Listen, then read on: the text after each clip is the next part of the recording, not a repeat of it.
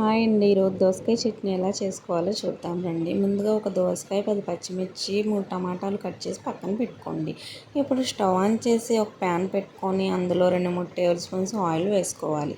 Oil కొంచెం heat అయిన తర్వాత పచ్చిమిర్చి, ఒక హాఫ్ స్పూన్ జీలకర్ర కూడా వేసి కొంచెం సేపు ఫ్రై అవ్వనివ్వండి. ఇది ఫ్రై అయిన తర్వాత ఒక మిక్సీ జార్లోకి తీసుకోవాలి. ఇప్పుడు అదే ఆయిల్లో మనం ముందుగా కట్ చేసిన టమాటా ముక్కలు కూడా వేసుకొని అందులో ఒక నిమ్మకాయ సైజు చింతపండును కూడా వేసుకోండి. అది కూడా బాగా ఫ్రై అయ్యేంత వరకు ఉంచండి.